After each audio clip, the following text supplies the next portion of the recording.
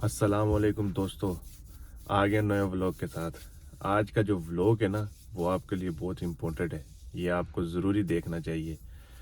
ये जो व्लॉग है ना, आज इस व्लॉग को हम बात करेंगे कि जर्मन में पाकिस्तान से जर्मन में आप कैसे आ सकते हैं, स्टूडेंट वीज़ा।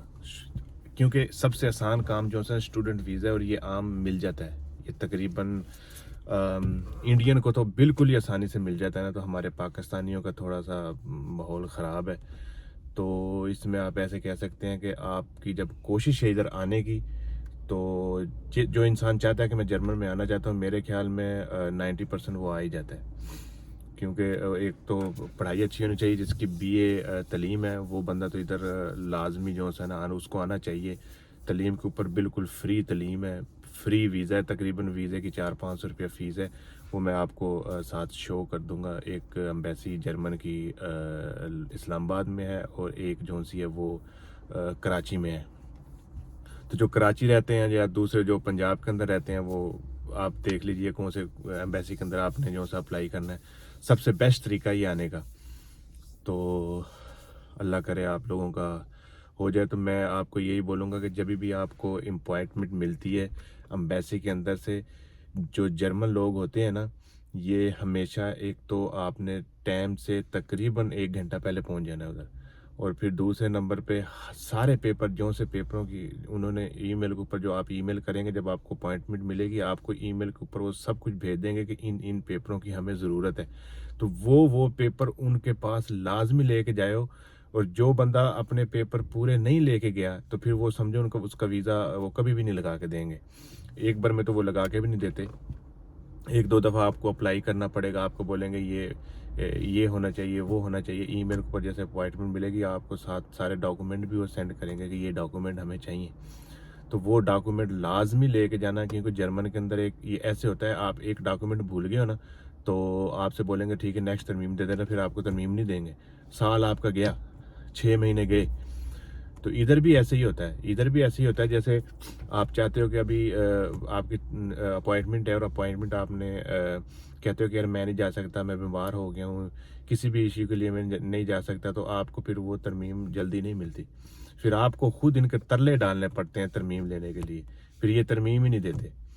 तो मैंने वो वेबसाइट और सारा एक पेपर की तस्वीर खींच के ऊपर लगा देता हूँ। उसके ऊपर से देख के ईमेल भी लिखी हुई है, उनका टेलीफोन नंबर भी लिखा हुआ है। और तो उसके ऊपर आप अपॉइंटमेंट बनाओ और जाके स्टूडेंट वीज़ा। तो वो बंदे जाना जिसकी FA BA वाले, और जो इधर आगे आगे से पढ़ना चाहते हैं। वही ना हो कि इधर आके उनसे बोलो कि हम पढ़ना चाहते हैं, और इधर आके आप पढ़ाई ना करो, तो फिर ये वीज़े को कैंसिल भी कर देते हैं, मसला बनेगा। तो वो लोग जाएं जिन लोगों को इंटरेस्ट है, जो चाहते हैं कि हम जाके तकरीबन आगे से पढ़ाई अपनी चालू करें, साथ काम करें। तो आपको पता लग जाएगा कि क्या उसे कहते हैं। हाँ, मैं एक और बात आपको बताता चलूँ।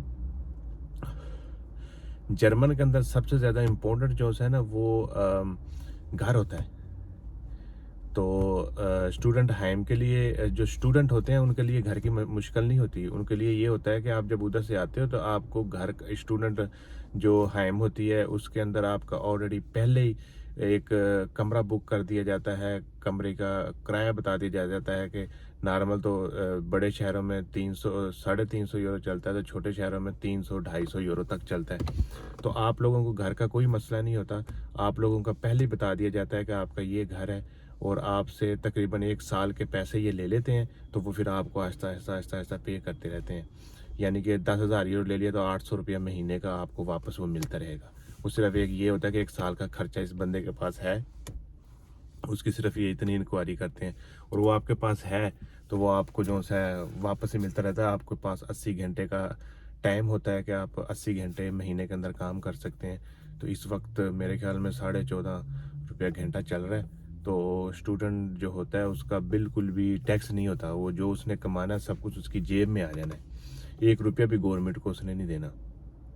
अब मैं जर्मनी में रहता हूँ, तो मैं कोई भी काम करूँगा, मैंने इसके ऊपर एक व्लॉग बनाया हुआ है, तो मैं दोबारा आपको बता देता हूँ। जो भी मैं काम करूँगा उसके अंदर से 35% जो है ना, ये इन्होंने मेरी सैलरी से ले लेना है।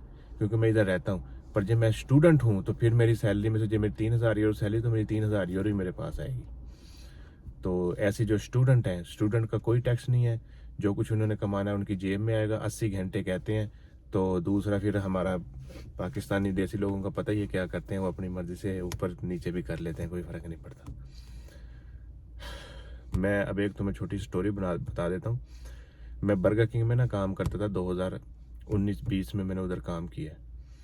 تو ایک اسٹوڈنٹ آیا ہوا تھا ادھر، تو اس کا نا 80 گھنٹے کا کیا اسے کہتے ہیں فتراک تھا، تھل سائڈ اس کا کیا ہوا تھا۔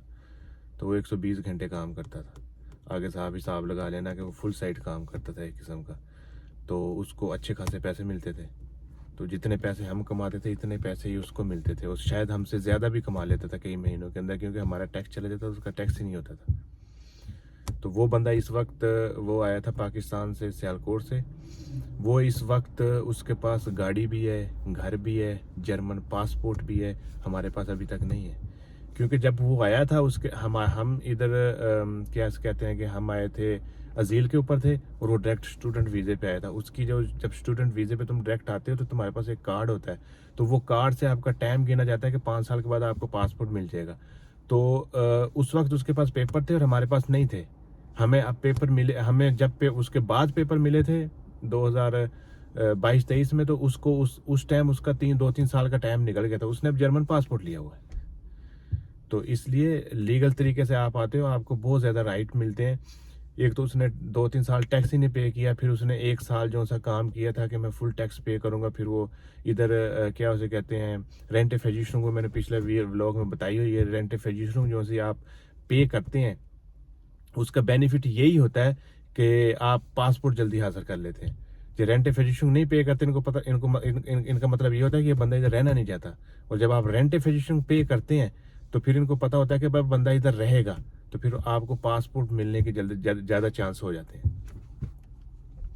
تو اور کوئی کویشچن آپ کا کچھ ہے تو وہ پوچھ سکتے ہیں کمنٹ کے اندر، لکھ دیں، میں آپ کو ضرور بتا دوں گا۔ تو میں کوشش کروں گا کہ وہ جو پیپر ہے جس کے اوپر ای میل سارا ان کا ڈیٹا لکھا ہوا اس کے اوپر سے آپ دیکھ کے تو ان سے کانٹیکٹ کریں، اور یہ زیادہ لوگ وہی کریں جن کی ایف اے اور بی اے تعلیم ہے، کیونکہ نیچے میٹرک والے کریں گے ان کو کوئی بھی رپلائی نہیں ملے گا۔ تو جو ڈاکومنٹ دوبارہ میں بتا دیتا ہوں، جو بھی ڈاکومنٹ وہ آپ کو بتائیں وہ ساتھ لازمی لے کے جانے ہیں، ایک بھی ڈاکومنٹ نہیں چھوڑ کے جانا۔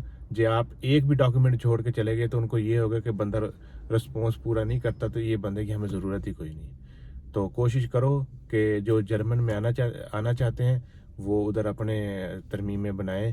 تو یہ کون سا مہینہ جا رہا ہے، ان دنوں کے اندر ہی لوگ اپلائی کرتے ہیں، اور اگست کے اندر جو سے ویزے نکل آتے ہیں 4-5 مہینے کے بعد۔ تو نیکسٹ جو میرا ولاگ ہے وہ میں نیکسٹ ولاگ جو ہے وہ بناؤں گا ہاؤس بلڈنگ پر۔ ہاؤس بلڈنگ کیا ہوتی ہے؟ ہاؤس بلڈنگ ہوتی ہے ڈپلوما۔ آپ کوئی بھی ڈپلوما کرنا چاہتے ہو تو پاکستان سے بیٹھ کے آپ کہتے ہو کہ میں جرمنی کا ڈپلوما کرنا چاہتا ہوں، تو اس کا بھی ویزا مل جاتا ہے۔ تو اس کے بارے میں کل بتاؤں گا آپ کو کہ وہ کیسے آپ حاصل کر سکتے ہیں، کدھر سے لے سکتے ہیں، اور کیسے آپ حاصل کریں گے، اس کے بارے میں کل ولاگ بناؤں گا انشاءاللہ۔ ملتے ہیں پھر کل والے ولاگ میں۔